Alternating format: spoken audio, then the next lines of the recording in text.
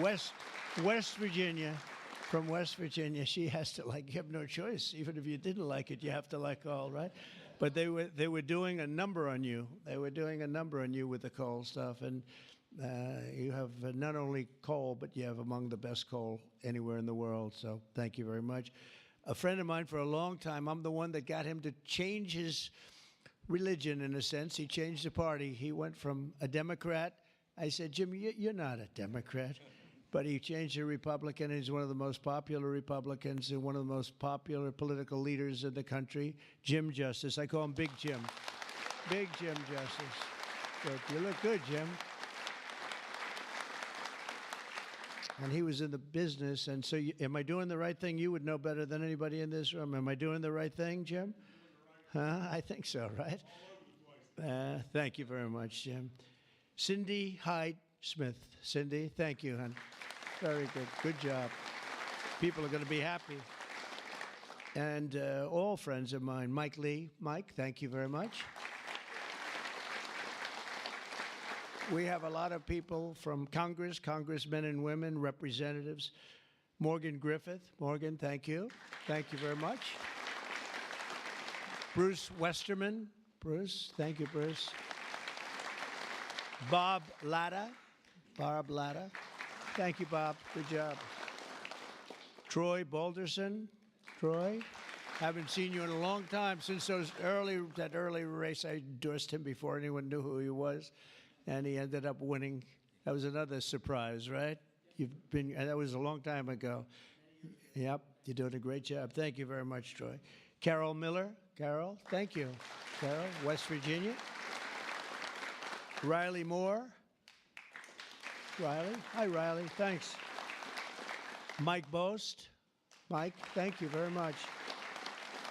Troy Downing. Troy, thank you.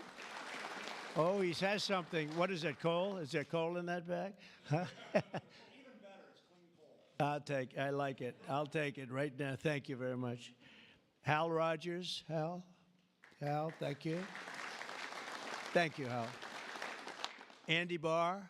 Thank you, Andy. Good luck with everything. I hear good things. Troy Downing.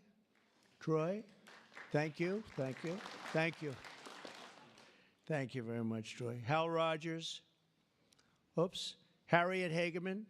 Harriet. Hi. How are you, Harriet? We just left Harriet. This is one of the finest attorneys you will ever see. I have seen her in action, and she is brutal. I never want her against me, that I can tell you. Dan Muser. Dan. Thank you, Dan.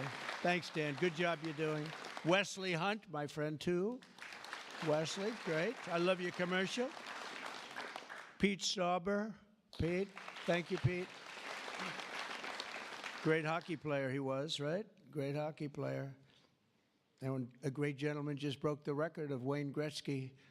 The great one is Wayne Gretzky, but we have another great one, too, huh? Just broke the record. It was great. Governor Greg Gianforte.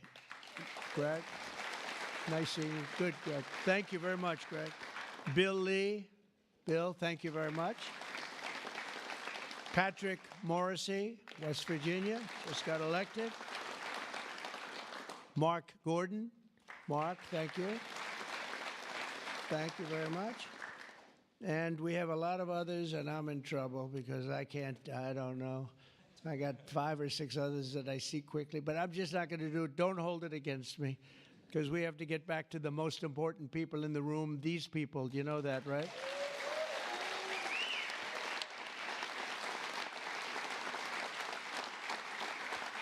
So the energy workers and the coal miners in the area that I'm standing on, and that's a lot of weight on this platform, so I don't know what's going to happen. I hope it's structurally designed for you guys. I don't know. But we have just really well-deserving, great American patriots, and it's such an honor to be here and making such a big move, such a bold move in energy. Because, for years, people would just bemoan this industry and decimate the industry for absolutely no reason, because with modern technology and all of the other things that We do. It's one of the great forms of energy. That's why other countries, leading countries, are using it, some exclusively. For 4 long years, Joe Biden and congressional Democrats tried to abolish the American coal industry. They did everything in their power while he was awake, which wasn't much, shutting down dozens of coal plants, banning coal leases on federal lands, and putting thousands and thousands of coal miners out of work, destroying their lives, actually, destroying their lives. I'll never forget when I went to West Virginia, which I won by 48 points, I think, right? Big Jim, I won by 48 points. But in the first campaign where Hillary Clinton was about 4 states too early, and she was talking about how bad coal was and how they were going to teach coal miners how to make widgets and gadgets and technology, which they didn't want to do. They want to mine. One thing I learned about the coal miners, that's what they want to do. You could give them a penthouse on Fifth Avenue and a different kind of a job, and they'd be unhappy. They want to mine coal. That's what they love to do. And she was going to put them in a high-tech industry where you make little cell phones and things. I don't know. Do you think he'd be good at that? I don't know.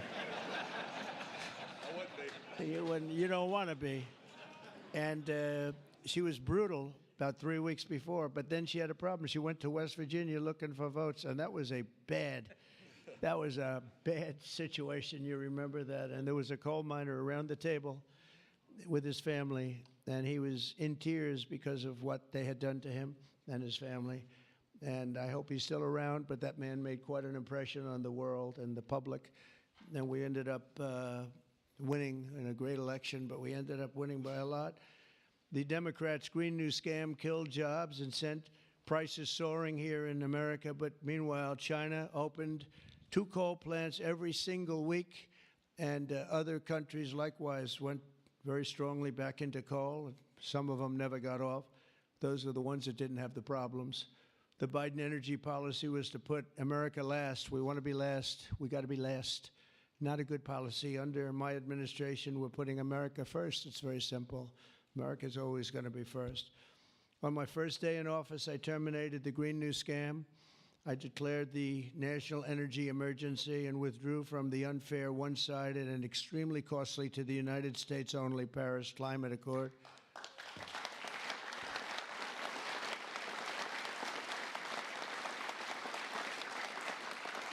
You know, under the Paris Climate Accord, we had a terrible situation. We would have paid over $1 trillion. Think of it, over $1 trillion. And Russia was paying almost nothing. Russia had a 1992 standard. China was paying nothing. China didn't kick in until 2035. This was 5 years ago. So they didn't kick in for many years. India had no standard whatsoever. But we had the highest standard you could imagine, and we had to start paying from day one, and we had to pay lots of money. We paid for everything. So I was not a big fan of the Paris Accord, and I let it be known, and I got out of it early. Then they went back into it, and now we get back out of it. And hopefully we can be there for a long time, okay? A long time, because it was a scam to take money away from the United States and actually hurt us very badly with coal and with other things. Now, under the executive order that I will sign in a few moments, we're slashing unnecessary regulations that targeted the beautiful clean coal. We will rapidly expedite leases for coal mining on federal lands, and these 2 gentlemen are going to do a real job of it. You've already started.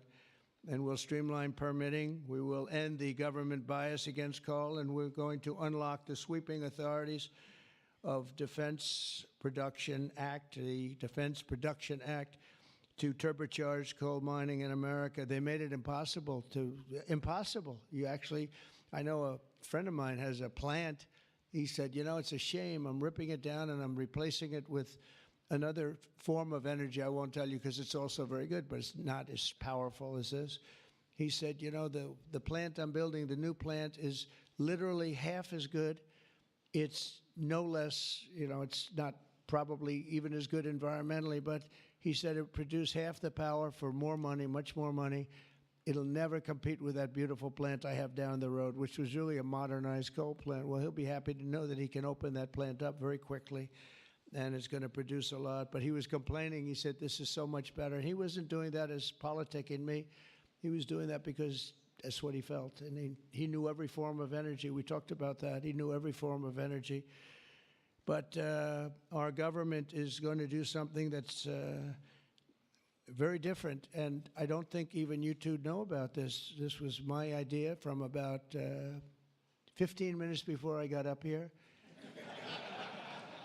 We're going to guarantee that we have a strong business for many years to come, that your coal companies and your miners don't get all excited about their jobs, and then should a radical left liberal become president, they end the business right away, and somebody's built a plant and spent hundreds of millions of dollars in building a plant, and the plant is going to be closed because a Democrat got in or a liberal got in. They're opposed to coal, and Republicans are very much for it. Clean coal. And we're going to give a guarantee that the business will not be terminated by the ups and downs of the world of politics. So should somebody come in to this very important office and say, oh, well, you spent hundreds of millions of dollars and you guys have given up your life because you want to be in coal, and then all of a sudden you don't have a life anymore because it's what you know the best. That's not going to happen. We're going to give a guarantee that it's not going to happen, so that if somebody comes in, they cannot change it at a whim. They cannot just going to go. They're going to have to go through hell to close you up. All right, so that's pretty good. We're going to give that in the form of a guarantee that we're writing on right now structurally and from a legal standpoint. So your investments are going to also be protected.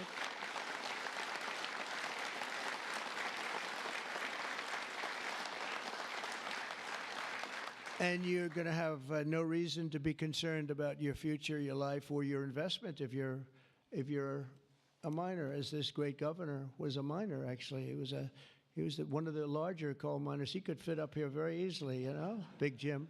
But he was a great success. But they were very, very tough on him, and he did a beautiful job with a beautiful product. Already under our leadership, the Department of Interior has approved the expansion of the Spring Creek mine in Montana, supporting 280 coal mining jobs and unlocking over 40 million tons of coal.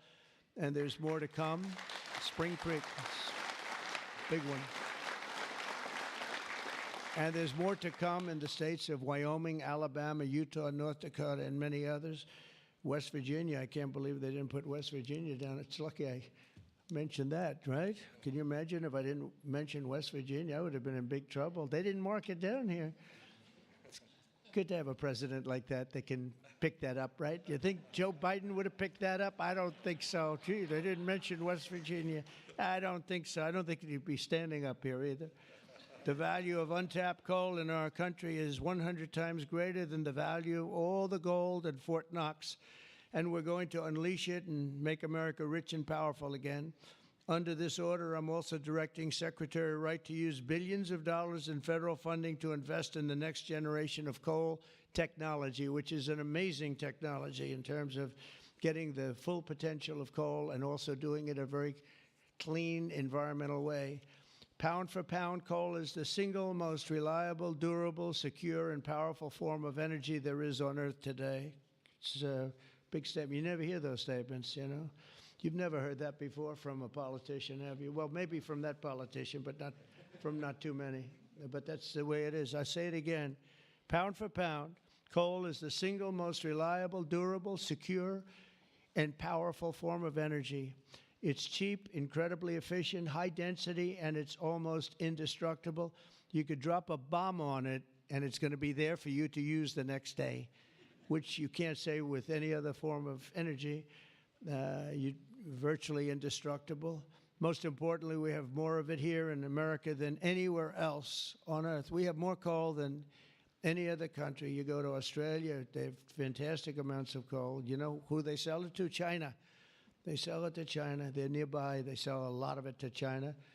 But we have more than anywhere else on Earth. We also have more liquid gold than anywhere on Earth. So we're really an energy behemoth, but we're unleashing that also. That's going to be another part. But I didn't even want to mention that. It's not down here because I didn't want to mention today is about clean, beautiful coal So I'm going to give this to you. This big guy. Should I give it to him? Yeah. You take that. Thank you, Mr. President. Okay.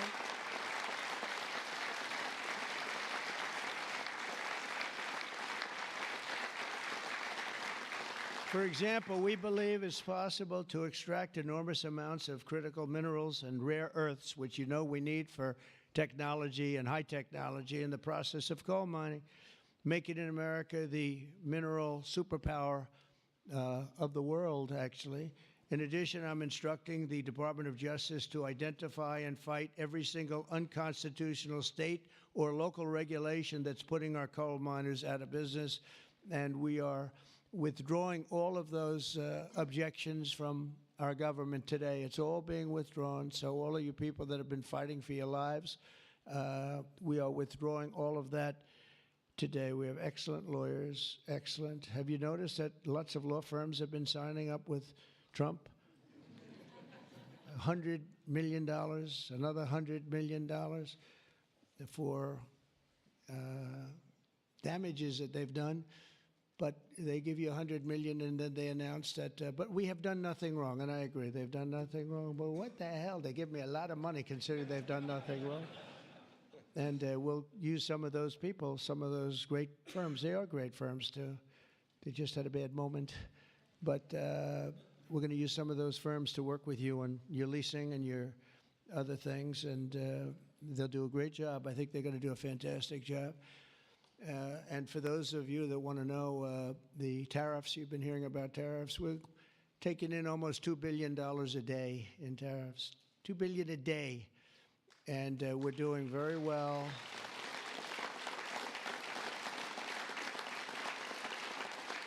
And we're doing very well in making, I call them tailored deals, not off the rack. These are tailored, highly tailored deals. Right now, Japan is flying here to make a deal. South Korea is flying here to make a deal, and others are flying here. I mean, my only problem is I'm not sure I have enough. We're going to have to use those great law firms, I think, to help us with that. But we're going to probably do that, actually. We're going to use them, and we're getting them for the right price because we need a lot of talent. We have a lot of countries coming in. They want to make deals. If I told them about making those deals 2 years ago or 3 years ago or 5 years ago, they'd be laughing at us. Now they're all signing up. Mike, you know that. So it's going to be a great thing. But we're think of that, $2 billion a day. That's a lot of money. That's a lot of money even in the coal business, isn't it? Huh? It's a lot of money. And America's going to be very rich again very soon. You're going to see that happening. You see it all along. And it's so that whole situation that, you know, it was somewhat explosive. But if we didn't do that, we wouldn't be talking the way we're talking right now. It's been amazing what's happened. Sometimes you have to mix it up a little bit, but we've had great consideration. We've had talks with many, many countries, over 70. They all want to come in. Our problem is can't see that many that fast. But we don't have to because, as you know, the tariffs are on, and the money is pouring in at a level that we've never seen before. And it's going to be great for us. It's going to be great for other countries. We've been ripped off and abused by countries for many years with the tariff situation. They've used tariffs against us. We didn't use tariffs against them or in any way. I mean, we just didn't use them of any monumental proportion. And so we are doing it now. We have tariffs on cars. We have tariffs on lumber, tariffs on steel and aluminum. Steel plants are going up because of it all over the country. We have 25% tariffs on steel and aluminum. And I think the steel workers like me even more than the coal miners like me. I'm pretty sure that that's true. We have, instead of having no steel business, I put them on originally in my first term. We wouldn't have had one steel mill in the United States if I didn't do that. And now we upped it, and we not only are we taking in a lot of money, but we're protecting our workers, our steel workers. We're protecting our steel industry. And one thing you know, that steel and things like steel you need, because you need it from a defense standpoint. You need steel for your tanks and your planes and your everything. And Certain industries you can get away with not having, but others you need, and steel is one you need. So I want to let you know that's in full force and effect. And literally, as we speak, I spoke to executives in the steel industry over the last few days, and they're all coming in to build plants in the United States of America, because if you build them in the United States, you have no tariffs to pay. There are no tariffs to pay, zero. If you build them outside using outside labor and hurting our businesses, and you send your product in, you have to pay a price for that, and they will be having tariffs, as you know. It's an amazing thing. This has been something used against us for many years by other countries, China in particular, but others, not just China, others, and taken advantage of us, ripped us off, and left us for dead, frankly. And I believe if I didn't become your president, I believe that this country would have had problems like they've never had before, because it was serious damage in so many other ways. Not only the border, where people came rushing into our country from prisons and jails and mental institutions, murderers, drug dealers, and some vicious criminals. 11,088 murderers came into our country. We have to get them out. We're getting them out. 11,088. Of that number, half committed murder on more than two people. And this is what they allowed into our country with their open border policy of lunacy. And we're taking care of that, just like we're taking care of you today. We're taking care of that. I want to thank Kristi Noem and Tom Homan for doing an unbelievable job. The whole thing is, the job they're doing is incredible. It's really an unforced error. It should have never happened, that we have to be spending such time and resources, Mr. Senator, right, on getting people out of our country that shouldn't be here. I mean, literally from mental institutions, insane asylums were opened up and emptied into our country. Prisons from all over the world, not just South America, prisons from, think of this, from Africa, the Congo, a lot of people from the Congo, prisons in the Congo, prisons from Asia, from all over, were opened up. And I knew that when I heard it was an open border policy. I said, if you do that, every country is going to be dumping people that they don't want into our country. And that's what's happened, but we're cleaning it out. And the courts, we had a good decision, as you know, from the Supreme Court, allowing us to do that. We have judges that didn't want us to do it. We have judges that wanted the very evil gang members from Trendy, Iroquois, and MS-13. They didn't want them taken out of the country and put in very powerful prisons. When you look, you've all seen those clips, pretty amazing clips. But I want to thank El Salvador. They've done an incredible job. But we've been fortunately winning those cases. But we have judges that are out of control that say, oh, bring them back. We don't want them back. We don't want them back. Can you imagine? You spend all of that time, energy, and money on getting them out, and then you have a judge that sits there, a local judge who sits there, federal judges, sit there and says, no, bring them back. One was brought back, or they want to bring him back because he wasn't a member of Tren de Iroquois. He was a member of MS-13, which is just as bad. So they misidentified him, but it sounds to me like he was a member of MS-13, so they want him brought back because he wasn't treated properly. It's we got to be smart. Our country's got to get a lot smarter than it is, but we have to give the people that are empowered to do this kind of work, and it's not pleasant work. We have to give them the option of making our country great again, and that's what they're doing, and I have great respect for those people. And they're doing it out of love. They could get a much easier job. They're doing it out of love for our country. It's so important, just like I'm doing this with coal today for love for our country.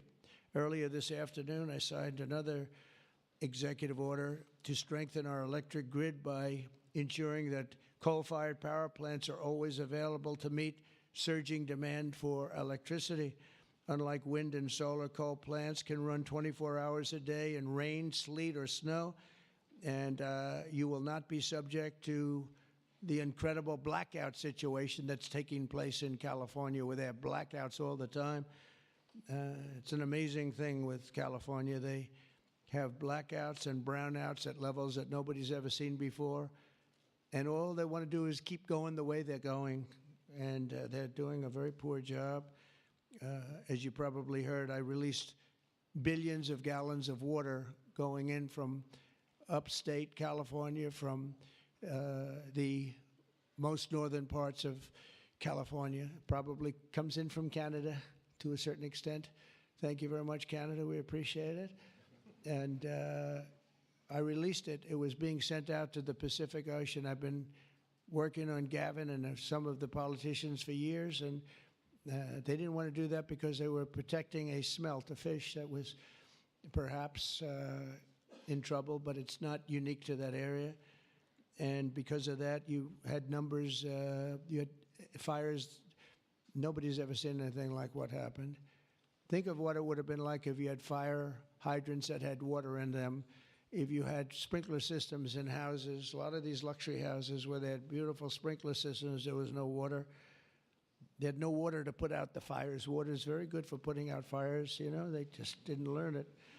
But we now have millions of gallons, billions actually, they say, of gallons of water pouring into California from the Pacific Northwest, I guess they would say, mostly Pacific Northwest, but other parts of the northern sections of California and beyond.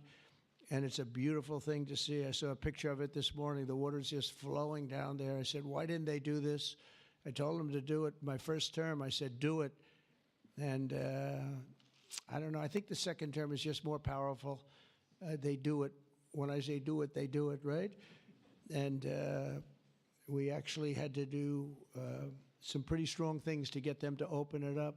They had, think of this, they had all that water pouring out right into the Pacific. They had a big valve, like a giant valve as big as this room, and they turned the valve. Takes 1 day to turn it, and they face it toward the Pacific Ocean, and the water, all that was coming down, all millions and millions of gallons coming down, they put it into the Pacific Ocean, which for the Pacific Ocean is like a drop of water. But for California, it would have been unbelievable. So we did it. I'm very proud of the fact that we did it. We did that against a lot of heat and a lot of environmental nonsense. From now on, we'll ensure that our nation's critically needed coal plants, as an example, remain online and fully operational. They're always going to be operational. And again, we're going to have guarantees that government cannot close them down, close you down, and destroy your lives. To that end, I'm also instructing Secretary Wright to save the Choy coal plant in Arizona, big plant, which has been slated for destruction. We're going to keep those coal miners on the job.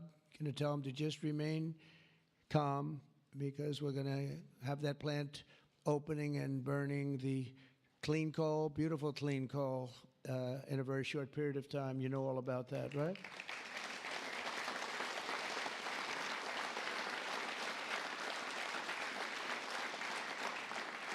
That's a big one. As part of our historic deregulatory efforts this afternoon, I'm also granting immediate relief to 47 companies operating 66 coal plants, very big ones all over the country, recusing and making them available for coal production almost in the immediate future. But we're going to be crushing Biden-era environmental restrictions. These are restrictions that made it impossible to do anything having to do, frankly, with energy, even beyond coal. It's really beyond even coal. We have clean air, we have clean water, and now we have clean coal. And at the same time, we're going to do other things and with other forms of technology and also energy, like our country has never really seen before and never been known to do before, because of all sorts of restrictions having to do with the Green New Scam, which, by the way, was devised by somebody that never even studied. You know that? They never even studied anything to do with the environment. It was a young congresswoman. She came up with the idea. And based on that, I guess we only have, well, actually, we should have all been gone, because they gave us only a few years left on Earth, right? Right, Greg? We were going to be gone. We're all going to be gone. The environment, no. What they have to worry about is the nuclear heat. They don't have to worry about environmental heat. They have to worry about nuclear heat. And if we're smart, we're working on that right now with others having to do with Iran and some other countries, but that's the heat you're going to have to worry about. You don't have to worry about the air is getting warmer. The ocean will rise 1/4 of an inch within the next 500 to 600 years, giving you a little bit more waterfront property. They say this is good. These guys can handle that. The nuclear we have a bigger problem with, right? So we're going to make sure that that's safe. We're going to make sure that that's safe. With us today are some of the amazing workers who will benefit from these policies, the policies that we're doing and so proud of doing, including Jeff Crow, a miner from West Virginia. Jeff, would you come up and say a few words? Jeff? Come on up here, Jeff.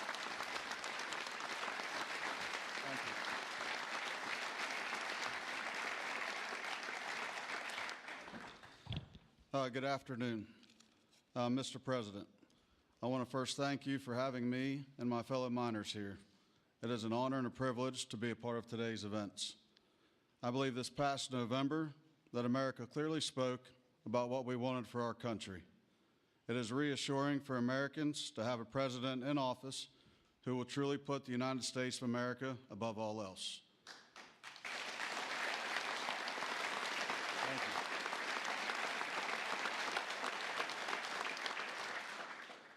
With putting America first, you have spoken numerous times about energy independence. I believe most don't understand the importance of that. Coal is one of the major factors in energy independence and accounts for a large portion of America's energy. Coal is one of the most reliable and cheapest forms of electricity. For too long, coal has been a dirty word that most are afraid to speak about. Most of those that would speak negatively about coal do so from an uneducated standpoint. Many are unaware of the engineering and technology that are used in today's mining to create a clean, energy-efficient product.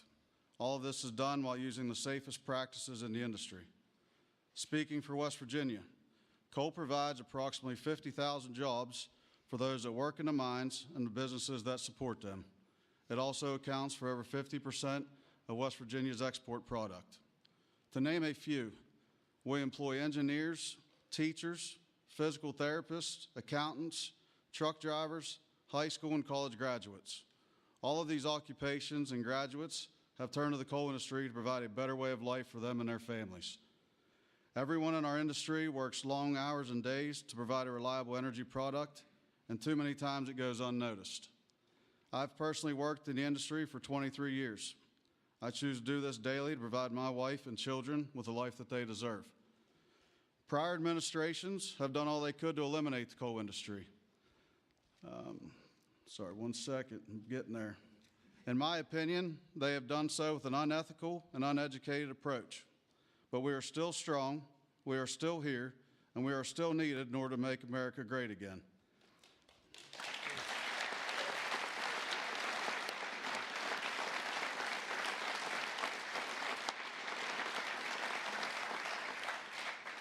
Having a president and an administration that understands the need and importance of coal is more than appreciated.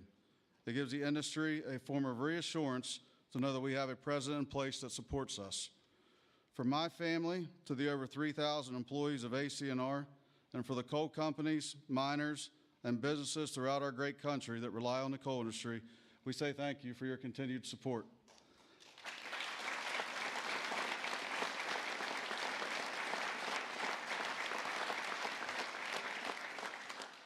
I personally thank you for what you do for our country and for our industry. It has been my pleasure to be here today to help you usher in the golden age of America. That's good. Thank you. Thank you. Thank you. Appreciate that. Thank you. Thank you. Thanks, sir. Thank you.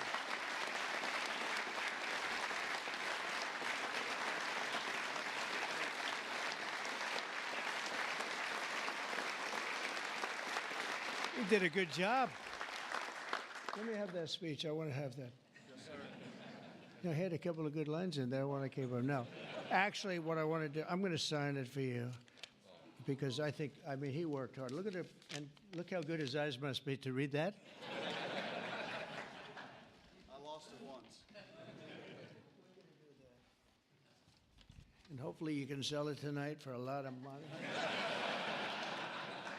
sir. I'll keep it.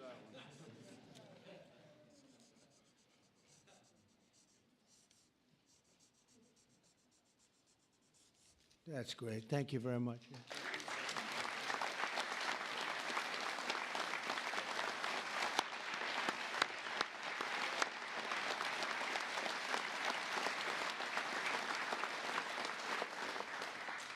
Thank you very much, Jeff. And also with us is Tony Campbell of the East Kentucky Power Cooperative. And Tony's quite a gentleman and very respected in the industry. Come on up, Tony. Thank you.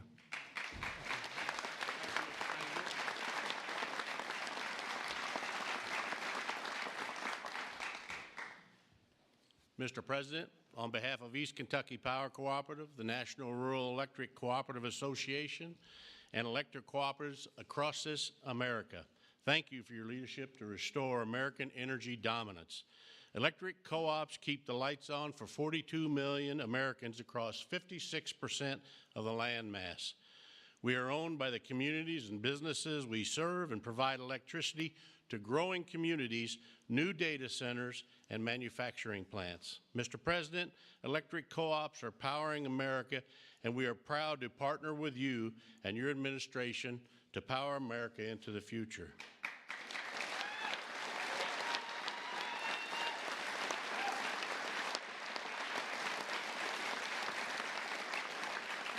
Our electric cooperatives in Kentucky understands the importance of reliable, affordable, and American-made energy, especially coal and natural gas. Coal fuels most of the electricity generated by our cooperative. America must keep coal plants open and running to ensure reliable electricity when we need it most. To meet growing demand over the next decade and ensure fuel security, America will need more always available electric generation power, such as coal. And we want to recognize the hardworking American men, women that support our mission. To all America's line workers, our coal miners, thank you for your dedicated service to our country.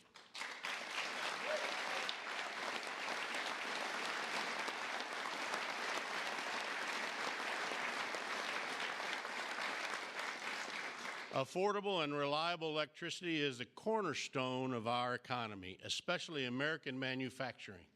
However, too many government leaders have pushed policies that have made our electric grid significantly less reliable and our energy too expensive. That begins to change now.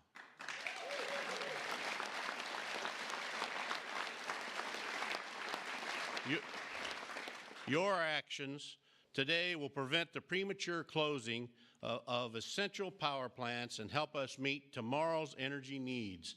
And they will help us continue to deliver reliable, safe, and affordable electricity.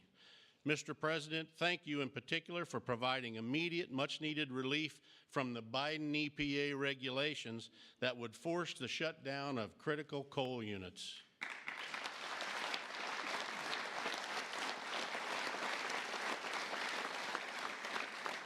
Finally, I want to say congratulations on the all-star energy team you've assembled.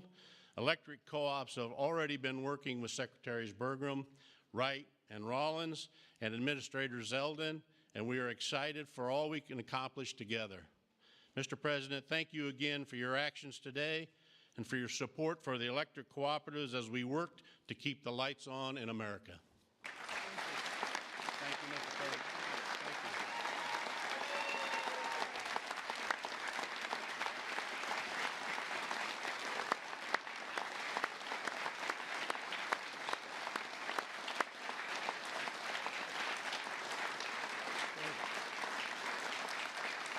Thank you, Tony. Thank you very much, Tony. Appreciate it. Every day under the Trump administration, we will continue to lower costs for American families, create jobs for American workers, and very importantly, unlock unlimited amounts of affordable American energy, including, as I said, and I'll say for the last time, beautiful, clean coal. Our country is blessed.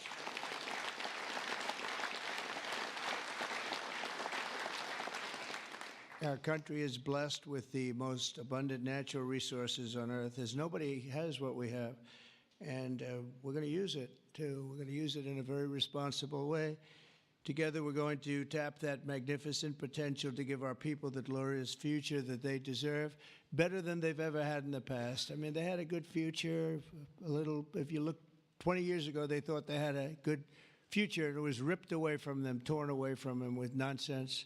And we're not going to let that happen. This is going to be a glorious future for them. And I want to thank everybody for being here. And I want to thank you and you and you and that whole group and our senators, by the way, and our great congressmen and women for being here in such a large number, because you've been helping us make these decisions. These are big decisions, and this is a really big one. And this is one that's going to be, I think we're going to look back and with great pride at what we've done today, not just in putting people to work, but at really reawakening our country. And thank you very much, and thank you all for being here. Thank you very much. Thank you very much.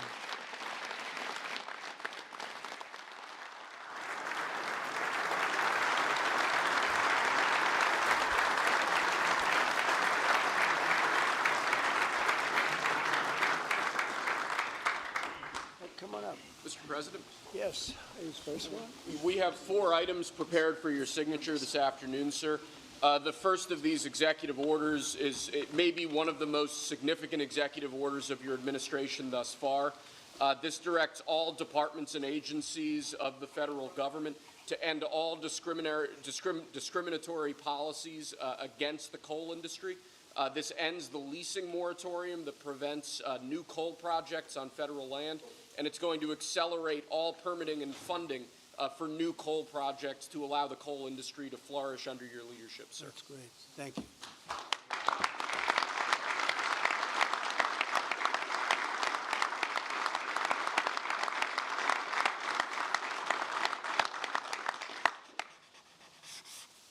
Okay.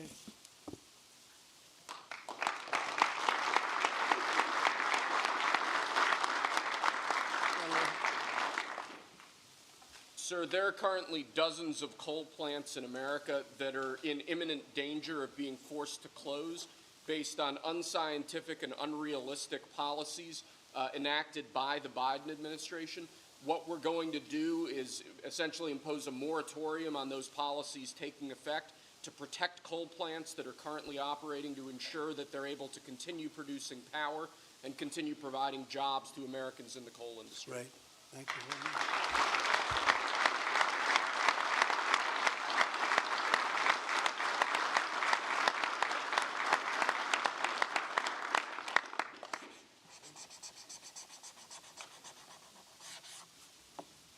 Okay.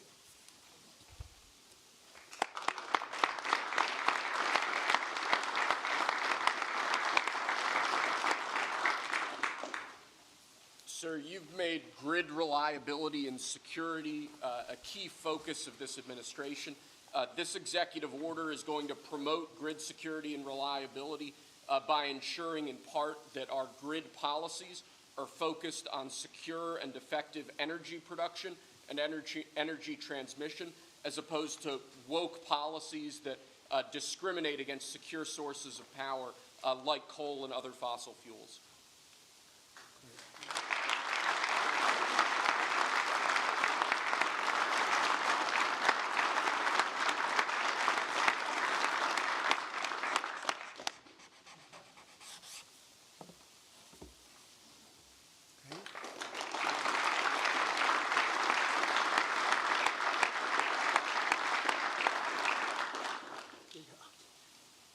Lastly, sir, one of the biggest problems we have in this space is Democrat states, radical leftist states, enacting policies and enacting an agenda that discriminates against coal, against secure sources of energy. Many of these policies are unconstitutional and illegal, and with this executive order, you're going to be instructing your Department of Justice to vigorously pursue and investigate these state policies that we believe are illegal or unconstitutional. Good. Thank you.